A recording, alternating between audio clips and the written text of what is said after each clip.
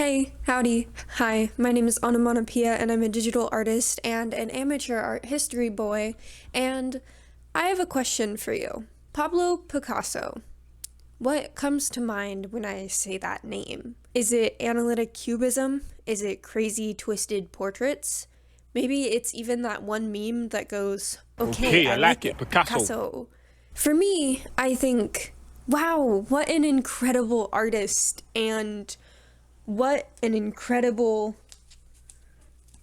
misogynist. For many, his work overshadows his tumultuous time on Earth as just an incredible abuser, but for me, that doesn't quite cut it.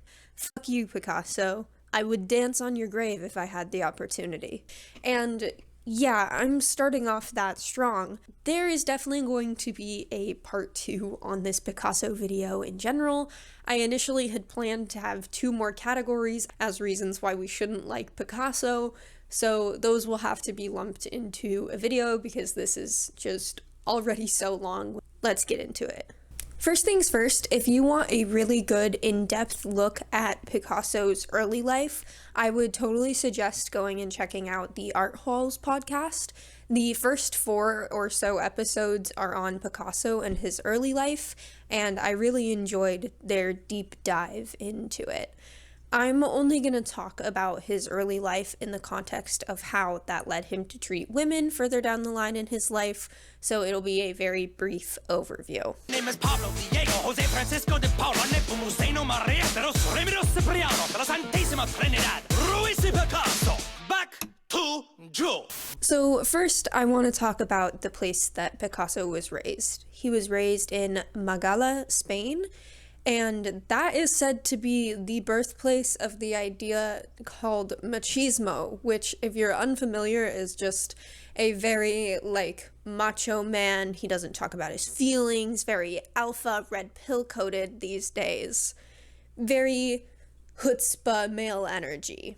And when he was born, Pablo Ruiz, he was the only male descendant in his family, and this is a time where that is incredibly important, so everyone in his family kind of treats him like a god as he's growing up, especially the women in his family, who at the time are already inferior in society because they are women.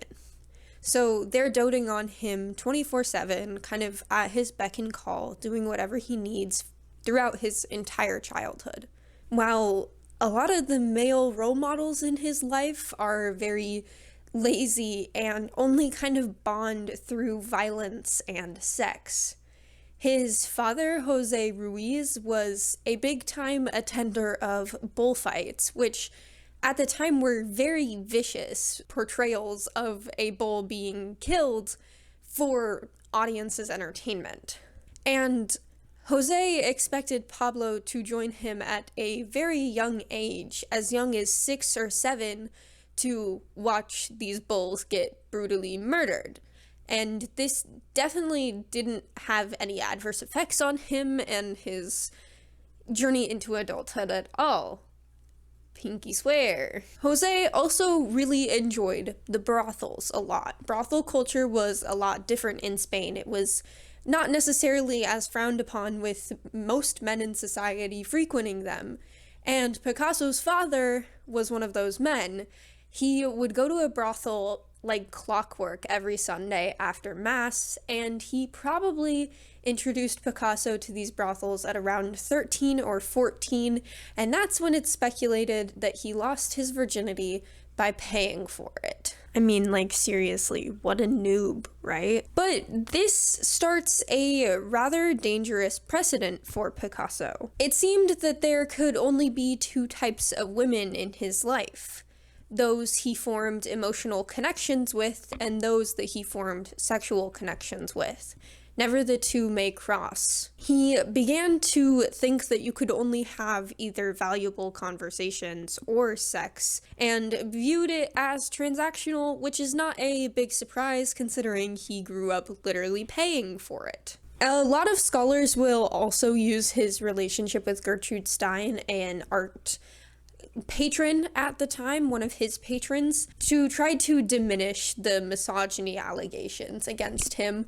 But if anything, that only proves it more. He was only able to have those connections with women that he was not in a romantic relationship with, just as he was not in a romantic relationship with Gertrude. But that's just a little bit of foreshadowing here. Anyway, the first few years of Picasso's life, he's like absolutely chilling. I mean, wouldn't you be? You've got all of the ladies in the house just like doing whatever you need, pampering you, and you get to go to violent bullfights, you get to kill street cats, you get to go to brothels. It's great, right? But then you hit the first major traumatic event in Picasso's life. His sister Conchita contracts diphtheria and slowly passes away from the infection. And if you don't know, diphtheria is like an infection of the nasal throat region, and you get like these really gross like tonsil stones, and you get snotty and sickly, and you get sores, and it is not a pretty way to go at all. And it's unclear exactly how long she suffered with that, aka how long Picasso had to literally watch her slowly die. So nonetheless, a very traumatic event for him, and I don't think he ever really formed relationships the same way, especially with women after that. Shortly after Conchita's death, the family moves to Barcelona, specifically so his father can get a job because his uncle stopped paying their rent for them. That's its own drama that maybe we'll talk about later on this channel, but for now we're only focusing on Picasso. This means that Picasso gets to start going to art school, but it is also the art school that his dad is teaching at. And he kind of hated his dad. He also really disliked the birds that he painted. In some ways, Jose Ruiz did give Picasso his artistic talents. However, Picasso was often finishing his works at 9 years old, and in Jose's eyes, he even surpassed Jose as an artist at age 13.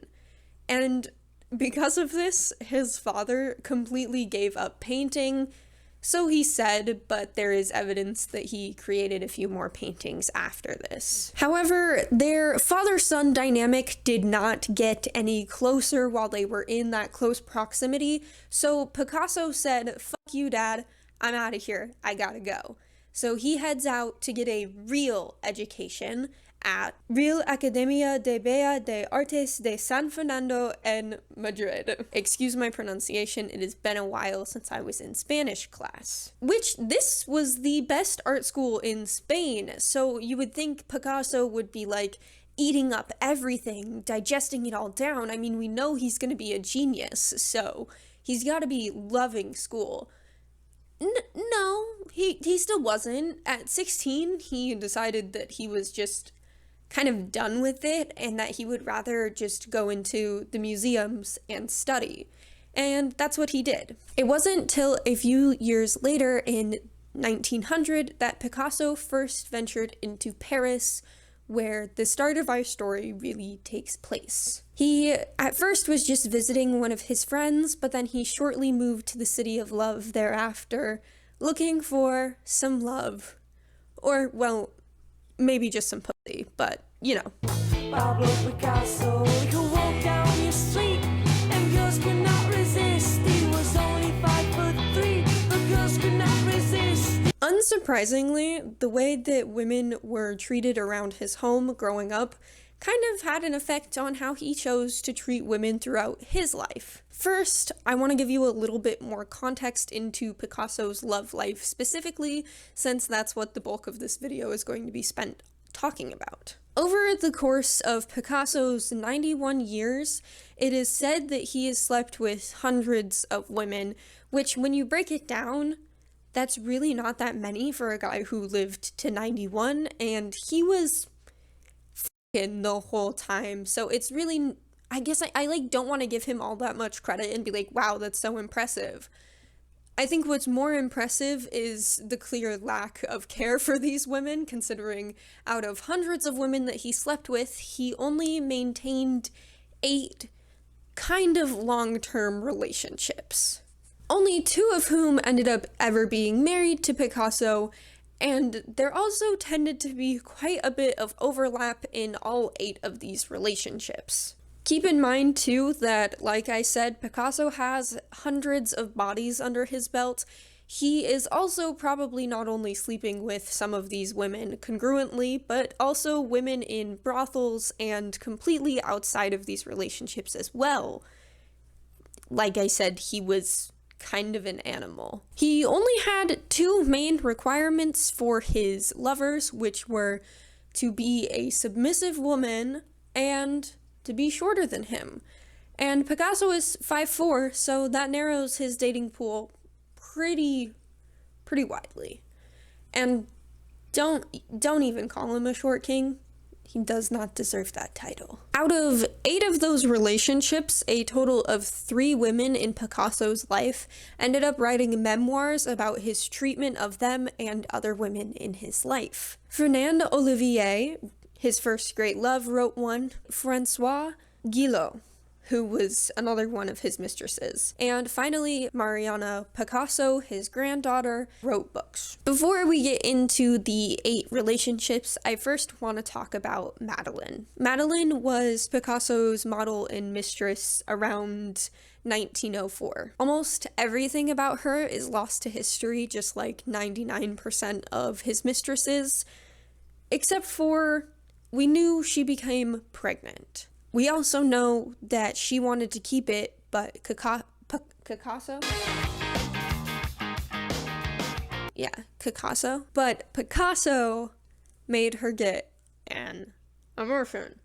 However, he then spent quite a bit of time painting ladies with their babies and basically being like, Madeleine, this is what you could have had. Don't you wish you could have had this? It's too bad that I made you get the abortion. Like, what a dickwad, right? Oh my god. Because, like, some scholars are like, he was reminiscing about what could have been. No. When he made her get... Absolutely not. All right, now let's head to the main event, the 8 meatiest relationships in Picasso's love life. Let's start with relationship number 1, Fernande Olivier. She was 20 at the time and he was 23, which, not a problematic age gap, that's not what I'm implying. However, down the line, you will understand why I am illustrating how old the 2 partners are in each couple. Picasso met her outside of his studio in France. She was working around the area as a model for other artists, and he wanted her to model for him as well. Picasso was incredibly obsessed with Fernande, calling her one of his great muses, and even maybe possibly locking her in his apartment so she couldn't model for other artists. Which was a bit of a problem considering she was in the middle of modeling for a statue that Sicard was making.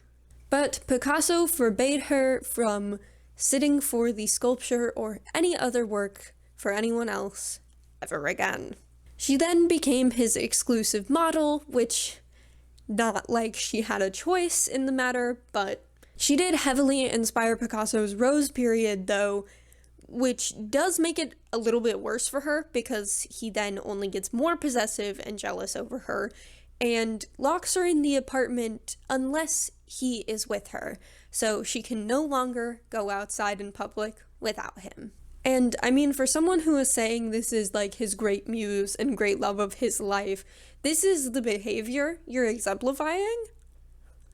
What? Like, you're such a nut job, dude. What a nutcase. Another interesting thing that happened during his relationship with Fernande was the brief adoption of a girl named Raymonde. Now, I don't know how involved Fernande was in this, how much of this was her idea versus Picasso's. However, like I said, they briefly adopted a 13-year-old French girl. Picasso then sketched her preemptively for one of his paintings, Les Demoiselles d'Avignon, with her legs spread open. To make matters worse, they ended up returning the girl to the orphanage too, so she didn't even get to, stay in a house for very long. But then Picasso made a better decision with using Fernande as a model for Les Demoiselles instead. Still weird to, get a 13-year-old girl just to sketch her coochie, though. And I think, unfortunately, seeing Raymond in this position kind of stirred something in Picasso. And don't just take it from me. His biographer Miles Unger said, "There is no indication that Picasso ever abused Raymond, but it is clear she aroused feelings in him that may have led to disaster. His attraction to adolescent girls, at least later in life, is well documented." Earlier, I alluded to the fact that Fernande wrote about her and Picasso's relationship in her memoir. And that is technically true. She wrote a series of memoirs about the 20 years of her life that she spent with Picasso, which is really sweet, except for the fact that Picasso paid the great love of his life to wait until both of their deaths to publish the memoirs. And that is pretty fishy, if I do say so myself. And unfortunately for Fernande, her time was coming a lot faster than Picasso's.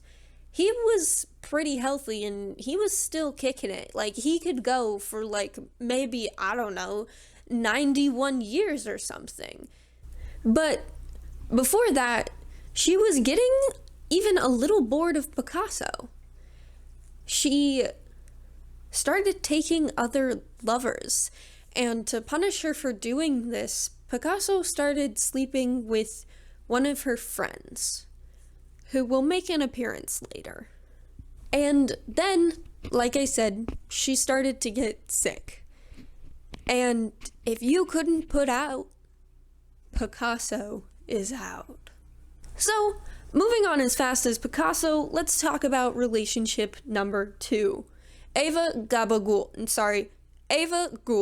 who also used the name Marcel Humbert sometimes in life, and dare I say, non-binary queen?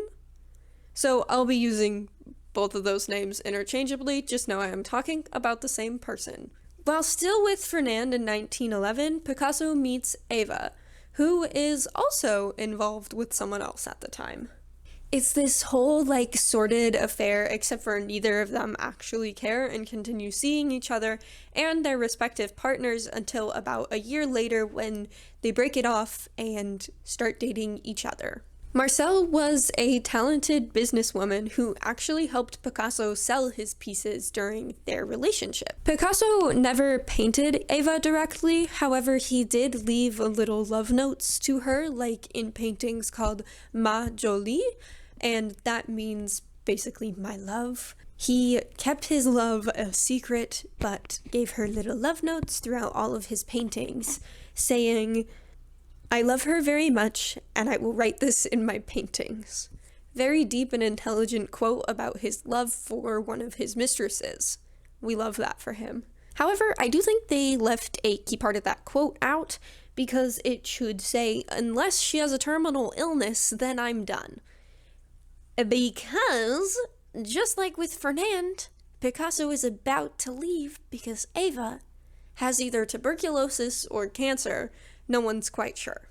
And of course, my main man was concerning himself with his lack of pussy rather than with his girlfriend's health. Marcel had always been quite frail and sickly throughout their relationship, but when she was officially hospitalized, Picasso started seeking other lovers. Which brings us to relationship number 3. Irene Lagut, I think? I don't know. I'm not French. All of these names are French, and I'm probably doing a bad job. Who cares, though? They're French. So Irene was 23 when Picasso was 35. We're not super problematic yet, but 10 years, that's a little heavy. Just, you're gonna miss this later, though. So, briefly before Irene, though, and during Eva in 1915, Picasso started a secret fling with Gabby Deprez, who was possibly one of Eva's friends, or maybe even Irene's. No one kept track of these women, which also kind of tells you all you need to know about Picasso and his misogyny. He did not really give a fuck whose friend he was sleeping with. She was hot, so he was gonna fuck, right? His affair with Gabby was short-lived, though, as she ended up marrying another artist. Maybe to avoid the same fate of another woman leaving him, Picasso decided to enlist the help of one of his friends to kidnap his next love interest. In the summer of 1916, Picasso and his poet friend tiptoed up behind Irene and whisked her away to the outskirts of Paris. She escaped, but was obviously charmed by him, either that or she had some Stockholm syndrome, because she ended up returning to Picasso only a week later. There, they started their rocky on-again, off-again fling.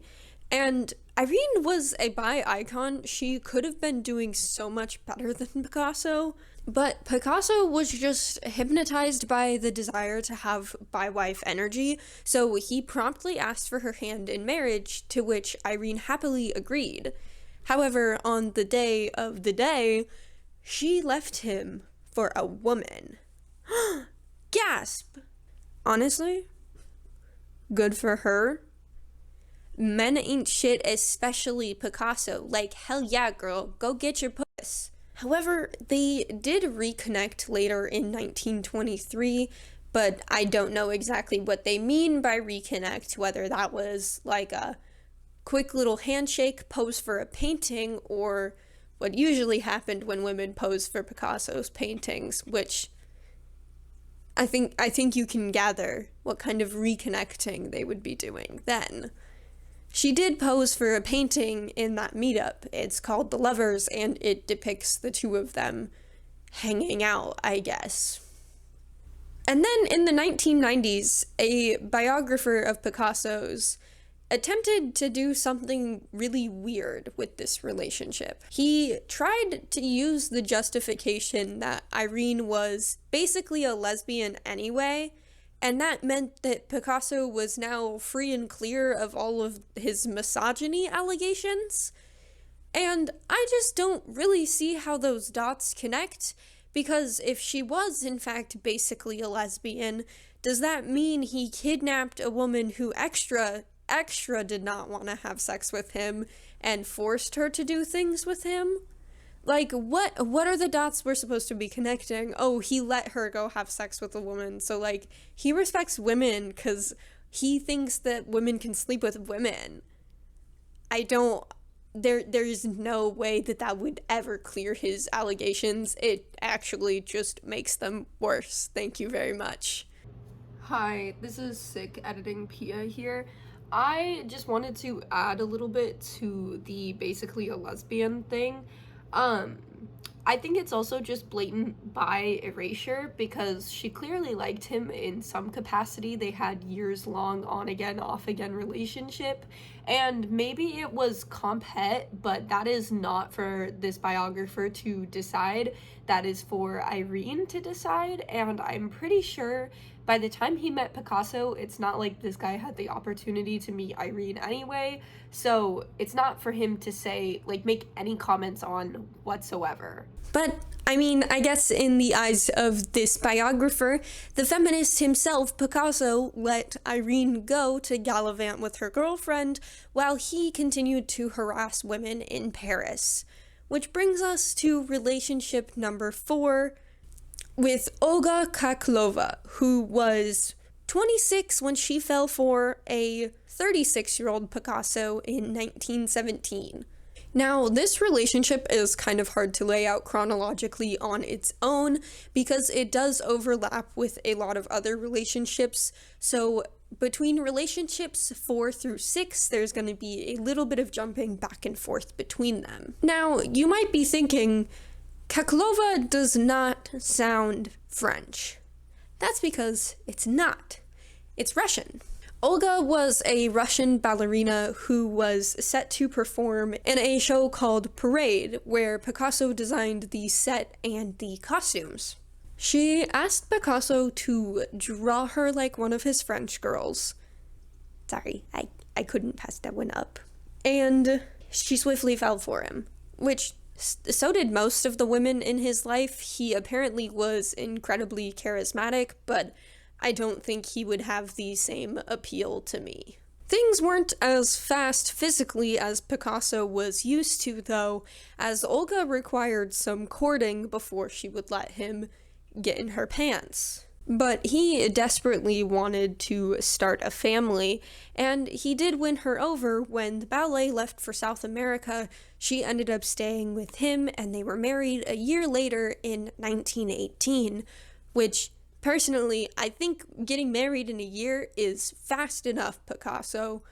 Chill. However, it is said that their relationship started to wane in the 20s, so you know what they had to do to fix that relationship real quick, foolproof way, 100% of the time? Have a kid. You have a kid, so they had a kid.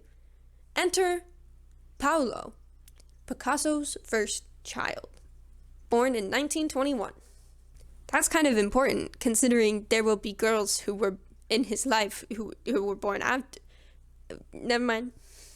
His bringing into the world must have been a little traumatic for Olga, though, because she swiftly suffered gynecological trouble, whatever that is, and had to be sent off to have mysterious surgeries that I couldn't find anything about.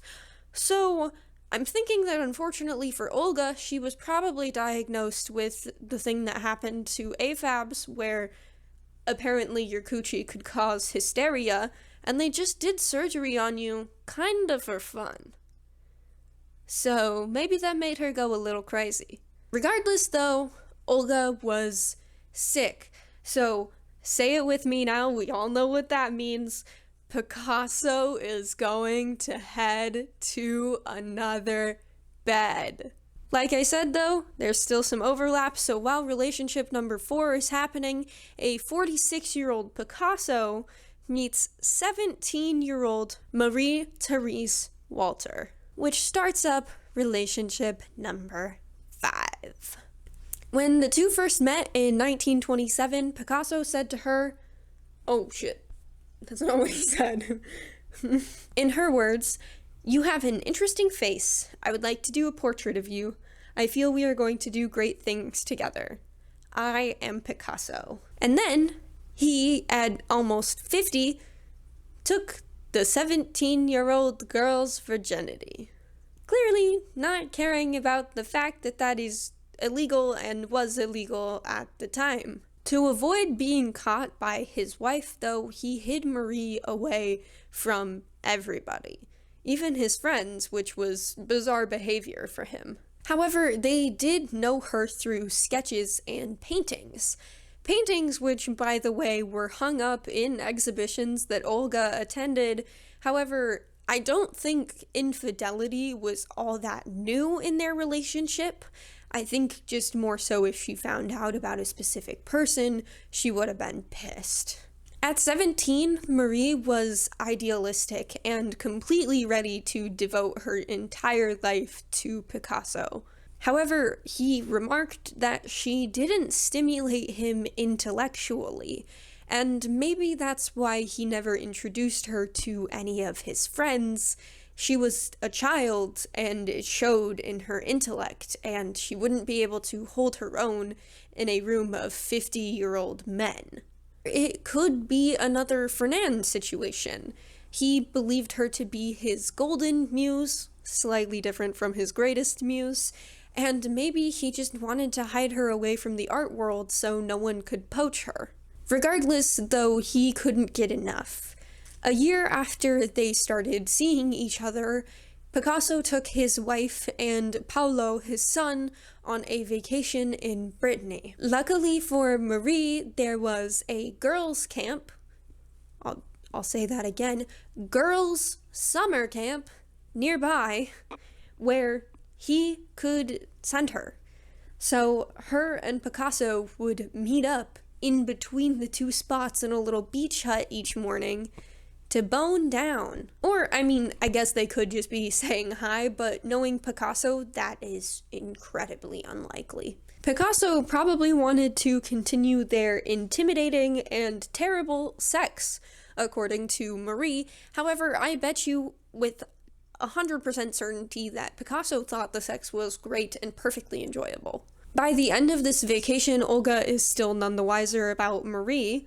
However, Picasso did have a hard time hiding Marie's pregnancy from his wife. Olga immediately takes Paolo and moves to the south of France in a fury, physically separating from Picasso but never having the option to do so legally. And Picasso is actually the reason for this. He didn't want to abide by French law, which would make it so he had to give Olga half of his enormous estate. And unsurprisingly, he absolutely hated that idea. She also even held out hope for a little while that she could tame Picasso into a stand-up gentleman who wasn't gonna cheat on her, but that was just never gonna be the case. She continued to be fixated on her husband, though, sending him hate mail, and when their son Paolo became his driver, she even lived out of a suitcase and followed them around Europe. Which, like, how ass is Paolo at recon? Like, he is literally Picasso's driver. Why isn't he just reporting stuff back to his mom? Why does she have to follow him around? I mean, come on, man, report shit back to your mom. She's clearly in need. And, you know, of course, Picasso's friends thought she was, like, really crazy for this. And, I mean, to some extent, I get it. It is a little crazy. However, I mean, she could have kidnapped him, right? Could have been a lot worse. By 1955, though, Olga was dying. Probably from cancer, one of her last requests was to see Picasso. However, he denied, thus officially ending Picasso's first marriage. Back in time, though, in 1935, Picasso's first daughter, Maya, is born. Just when Marie thought she had a future with Picasso, though, only a year into Maya's life, 55-year-old Picasso met a 29-year-old surrealist artist named Dora Maar, which kicked off relationship number 6. Dora was honestly quite the antithesis to Marie. She was a dark-haired beauty who was brooding, and Marie was a blonde, energetic, bubbly woman. Picasso also regarded Dora as more intellectually stimulating, and he maybe sought this solace because she was also a fellow tortured artist. Dora often took pictures of Picasso in his studio as her main medium of choice was photography. She was even there to document one of his most famous paintings of all time, Guernica, and she even features in the painting as the woman holding the lamp right here. During their affair, by the way, Picasso is still seeing Marie, and by accident, the two happen to cross paths in his studio. I say accident considering Picasso was working on a piece that was sort of based on both of them. According to Picasso, when Marie found out about Dora, she demanded that he picked between them. And Picasso responded like any normal, sane person would, by saying, "I was satisfied with things as they were. I told them they'd have to fight it out for themselves." So they began to wrestle. He then turned this fight that he referred to as one of his choicest memories into this painting here, where a black dove clashes with a white dove, clearly meant to imitate each woman. In the end, though, Miss Dora was the scrappier of the two opponents, and she proved victorious. Which, unfortunately for the star of relationship number 5, meant that Picasso was going to discard her. Just a quick little detour back to Marie, though, before we continue on talking about Dora. Picasso was still supporting Marie and Maya financially, but his absence in their life was really catastrophic, honestly for both of them, but for Marie much more than Maya. She always held out hope that Picasso was going to come back one day and marry her, but he never did. After Picasso's death, she couldn't cope and ultimately ended up ending her own life 4 years after his. Spoiler alert, but Dora ended up suffering a similar fate. Picasso hasn't changed, and he won't throughout these relationships. Dora was also eventually discarded in 1943 after a decade of relationship with Picasso. When Picasso's attention was drawn to a woman 40 years his junior and 20 years younger than Dora, it sent her into a spiral. She fell into a deep depression as she waited by the phone for Picasso to call. Ultimately, she fell so far that she suffered a nervous breakdown and had to seek psychiatric help. But unfortunately, psychiatric help in this time included electroshock therapy, which was prescribed for all sorts of mental struggles like this. Even the gay, which is unfortunate, but it was also a cure for female hysteria as well. What beautiful, wonderful times in medicine. After literally losing a part of her brain, she really quickly converts to Catholicism. She even becomes described as nun-like in her behavior, not only her chastity, but regular day-to-day behavior as well. She even once was quoted saying, after Picasso, God. And I don't want to imply anything here, but I do think it's kind of funny that she only converted to Catholicism after literally losing brain cells. Don't get mad at me. It was right there. It was a funny joke. You can't deny. Later on, though, after the electroshock therapy surprisingly didn't cure her, she slipped back into a depression and ultimately herself after Picasso's death. So, that new girl, the one who was 40 years Picasso's junior, that was Françoise Gilot. I think I said that right? I don't know. She was another aspiring artist who was 22, making Picasso 62 at the time of their meeting. Gross. But they start off relationship number 7 in 1943. Initially, the couple started on a very intellectually based attraction, but then, like everything with Picasso, it became physical. They kept their relationship a secret at first, but Françoise moved in with Picasso pretty quickly, only a few years in. Françoise and Picasso started to spend most of their time in the Antibes in the south of France, probably because Picasso was quite literally retirement age and he wanted to hang out somewhere more chill, like the old people usually do. However, remember his wife, Olga? It's only 1934, so she's not dead yet. And she moved to the south of France when Picasso cheated on her and got someone pregnant. And she actually happened to live really close to Picasso's house where him and Françoise lived. And in fits of jealousy, she would break into their home to scratch and pinch at Françoise, which now I'm kind of agreeing with Picasso's friends, she might be a little insane. During Françoise and Picasso's relationship, though, they had 2 children together, Claude in 1947, and Paloma in 1948.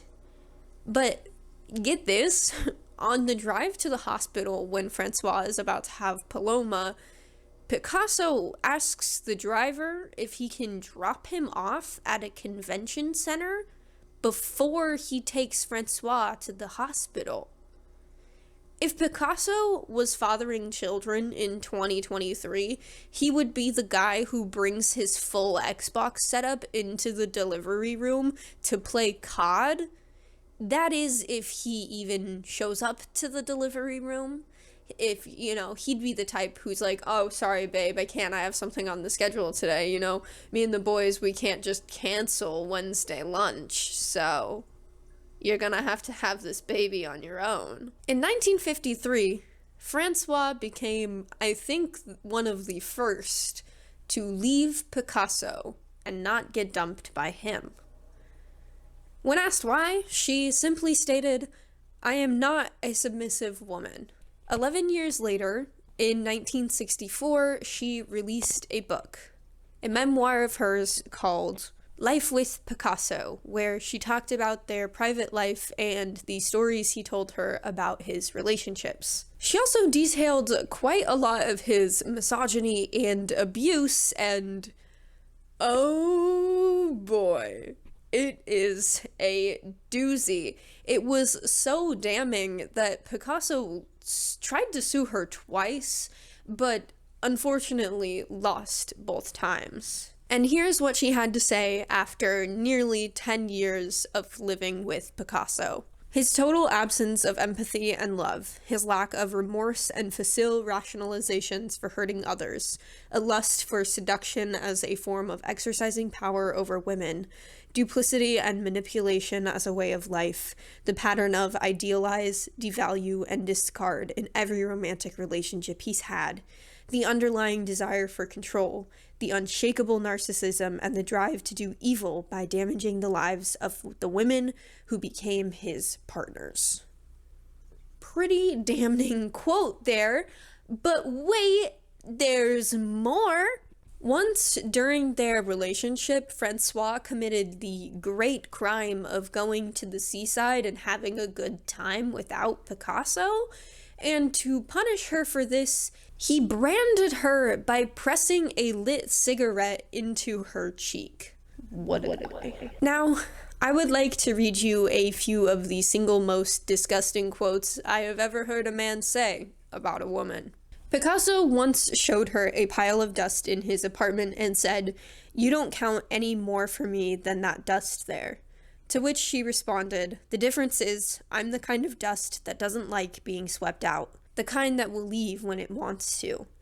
And I mean, honestly, she's such a legend for that response. I feel like most of the women in his life never challenged him, and I think that's partially why he was okay with letting Francois go. He also told Francois that women are machines for suffering, as well as that he only viewed them as either goddesses or doormats. And, yeah, dude, we could kind of gather that already, but thank you for the clarification there. It's said that Francois' memoir might be one of the better resources out there for Picasso's love life, just because he told her stories, I think, as kind of a cautionary tale of, this is what happened to the previous girls in my life and why they're not in my life anymore. And she actually cared to write those stories down, whereas Picasso never really was going to do so. Her memoir is on my Christmas list, as are the other books that I mentioned in this video so far, so after reading them, I might come at this with a new lens and might need to make another video. One little last tidbit about Francois before we move on to the next lover is that sometime after leaving Picasso in the late 60s, she met an American physician and researcher. His name was Jonas Salk, and they got married in 1970. And I'm only telling you this because I found it rather interesting that Jonas Salk is actually the guy who created and developed the first successful polio vaccine. Just thought that was like an interesting little connection there. Now, alrighty folks, we are approaching the final destination, relationship number 8, the last one. So, a year before Francois left Picasso, he met Jacqueline Roque on the French Riviera. She worked at a ceramics studio called Madura Pottery, where he also came and created his own ceramics. She was 26 at the time, and he was 72. Jacqueline immediately dropped everything, though, and dedicated her life to being his muse. And while he called others his great and golden muses, Jacqueline probably legitimately was his great muse of all time. He produced more art during their relationship than he did at any other time in his life, creating over 400 portraits of her specifically, and she was the last woman to be painted for the last 17 years of his life. She was incredibly devoted to him. She even called him her god, and it was said that she never allowed a mistress that she had seen to enter her home ever again. And she might have been the only woman that Picasso let do that, considering what he did to Marie when she asked a very similar request of him. In 1961, after Olga, his first wife, had officially passed away, and Jacqueline had recently separated from her husband, the two of them were officially married, making her 34 and Picasso 79. Not even Jacqueline or his 80s could stop Picasso's wild sex drive, though, and he definitely continued to sleep with mistresses throughout his relationship with Jacqueline. After Francoise published her book around 10 years into Jacqueline and Picasso's marriage, Picasso got really upset with her, even cutting her and her children off. And I don't know how involved with this Jacqueline was, but judging by her later actions regarding the same side of the family, at the very least she was supportive of this, and at the very most she probably helped orchestrate this estrangement. However, though, Picasso is an ass, and he was really bitter about the book, and it doesn't shock me that he would do this of his own volition, too. As Picasso started to enter the final chapter of his life, though, Jacqueline got even more possessive. After he passed away in 1973, she completely barred his children and grandchildren from ever visiting the home, and barred them from his funeral, which had some pretty heavy consequences. Pablito, Pablo's grandson, drank bleach. Paulo sank into a deep depression, ultimately succumbing to alcoholism. And like I said before, there were 2 other mistresses who also ended their lives after Picasso's. Jacqueline herself really struggled with Pablo's death. She too fell into a deep depression and ended up taking her own life later in their home in 1986, 13 years after his death. So, yeah, that is a wrap on 8 of the longest and most intense of Picasso's love affairs across his life. There are just a few events outside of these relationships that I want to touch on, though, before I let you go. Back in 1905, Lady Caroline Blackwood, an English noble and renowned author, came to visit Picasso in his studio.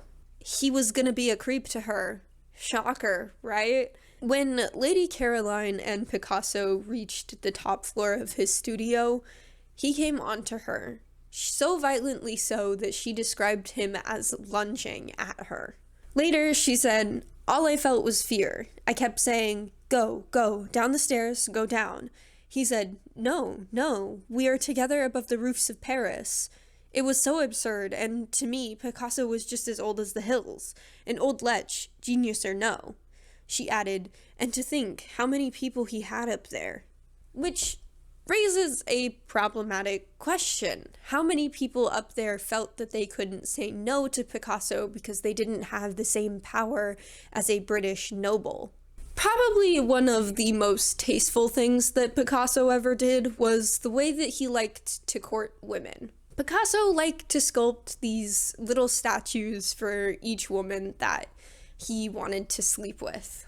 And I'm sure that anyone who saw the statue could tell instantly what Picasso's intentions were. The little gold statuettes were of a little man with just an absolutely fucking massive dick.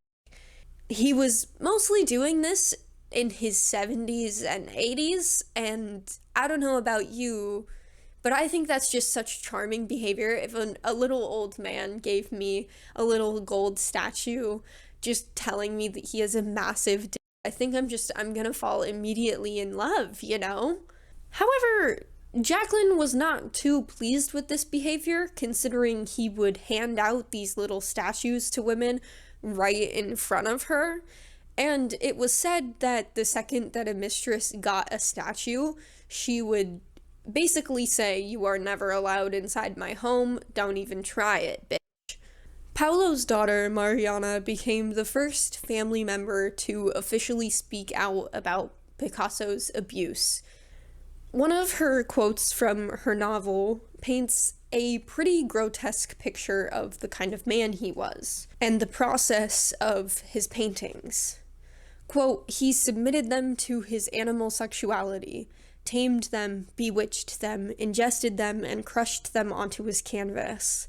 After he had spent many nights extracting their essence, once they were bled dry, he would dispose of them." And that is clearly talking about all of the models that he had for his paintings. Do you guys remember Marie, the 17-year-old Picasso met when he was 50 and she had Maya with? In 2017, an exhibition called Picasso and Maya, Father and Daughter, opened at the Gagosian Gallery in Paris. The exhibition housed their family photos alongside little wooden sculptures and paper cutouts that Picasso had made for Maya during her childhood. When Maya asked about it, though, this is what she had to say about it, through the words of her daughter, Diana. She thought it hardly felt like her at all. Sometimes you see that he's clearly doing a self-portrait through the features of his daughter, she says. It's not a portrait of a child, you know? She's meant to be 3 years old, and there's something very severe about the way she looks. Certainly, he found a feminine projection of himself within his daughter. Now, if I recited every moment in history that Picasso was misogynistic, we would be here for, honestly, eons. And this is just, like, me pulling from a pool of only the stuff that's on record, not even any of the stuff that probably went unnoticed and unreported for years. So for now, I'm going to leave it at that. When I asked my lovely producer Bella for a comment, this is what she had to say, and you know, I think this honestly just sums up how we all feel about the issue. To sum up my thoughts, I wanted to do a little sketch of what it would be like if I met Picasso in real life. Oh, look at that! It is a person I perceive as a woman, and I am going to disrespect you now because I am Pablo Picasso, the famed misogynist. Short bitch. Sketch. Oh yeah, I'm gonna film that separately because I would think I want to do it in front of a green screen. Okay, well, that's all for me today. I could definitely make a part 2 if that is something you guys are interested. Please just let me know, because this man's was fucked up and he did way more terrible shit outside of just the misogyny. So, like I said, let me know if that's something you guys would enjoy. Thank you guys so much for 4K subscribers. That is so incredible and insane. And if you liked this video, please like and sub to see more content like this. The links to all of my socials are in the description box below. Have a great rest of your day. I'll see you next time. Bye!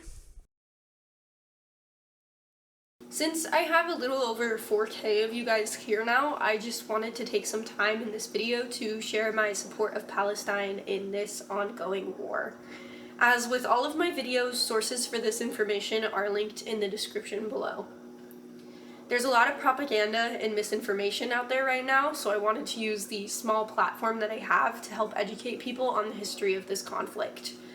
Throughout their history, the Palestinian people have faced discrimination and oppression in one form or another, but things really worsened for them after World War II. After World War II, the world decided to protect the Jewish people. They needed their own nation-state, Israel. This is when the British decided to take authority of the land of Palestine, which existed centuries before Israelites came into the picture, but was also the ancient site of Judaism, and said, "Hey, Israelis, Palestinians, how about you share this land? The land that is both incredibly sacred to Muslim and Jewish people. Clearly, nothing will go wrong and you guys will share it peacefully." So they created the region of Israel, which immediately started the first modern Israeli-Palestinian war. Over 700,000 Palestinians were displaced into what are now the Gaza Strip and the West Bank in the first Nakba of 1948. Mind you, this is after the British had already given Israelis land that was not theirs to give.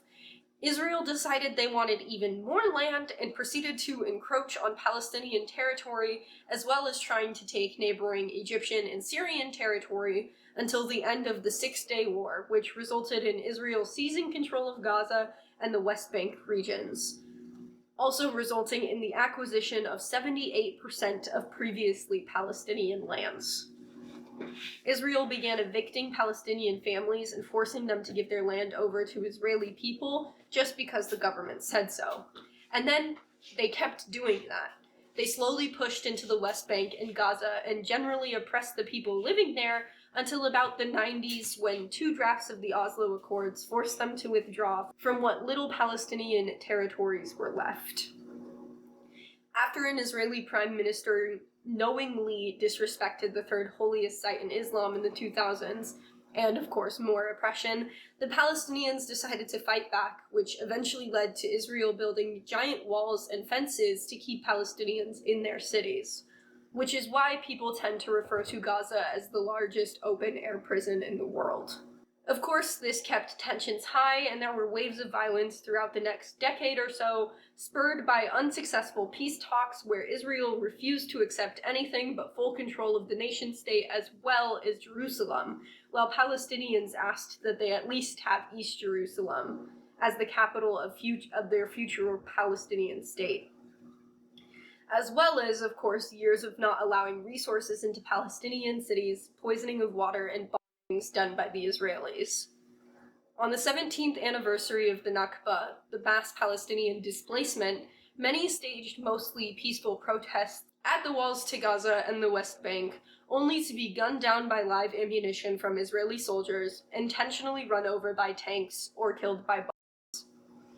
In the 2020s, our previous presidential administration in the United States heavily supported things like annexing parts of Gaza and the West Bank for Israeli occupation, reinforcing the idea that Jerusalem belongs solely to the Jewish people by moving the American embassy in Israel to the holy site.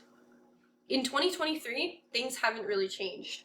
I'm watching an Israeli settler government controlled by a part of far-right Orthodox regime nationalists, or Zionists, with a military fueled by billions of American taxpayer dollars of innocent people. And I'm watching people in the States fully endorse this destruction, claiming anti-Semitism when people call for a ceasefire. We always said we didn't understand how this happened in the 1940s, but I do now. I'm seeing it happen live. Here we are again. And unfortunately, news sources that I believe to be reputable are, of course, plastering propaganda all over their homepages. Israel is one of America's allies, and we love Middle Eastern oil, so it doesn't really surprise me that we're doing this. I urge you to look further into this conflict than Western media and this small section of my video. I cannot explain the extent of the pain that Palestinians have suffered at the hands of Israelis. Please uplift and listen to the voices and videos coming out of Palestine first and foremost, if not exclusively. After seeing countless videos of destruction and pain inflicted on these people, I cannot in good conscience stay silent. If I lose some subs after this, good. I'll be honest, I don't really want you sub to my channel if you support this. And if you're angrily typing out a response right now, just stop. You won't change my mind. At the time of recording, over 9,000 Palestinian lives have been taken in under a month. 1 million people have been displaced and their homes are destroyed. This is cleansing and genocide. That much is clear from Netanyahu's comments and him cutting off water, food, fuel, and internet in Gaza, as well as the use of white phosphorus, the attacks on the West Bank where Hamas is not governing, and the IDF's response to pro-Palestinian Jewish people. I will not stand on the side of those who target the press, healthcare workers, hospitals, UN officials, and telecommunications towers to silence those they are killing in cold blood, as well as to make sure the outside world doesn't see the destruction and atrocities. Don't fall for the propaganda. From the river to the sea, free Palestine.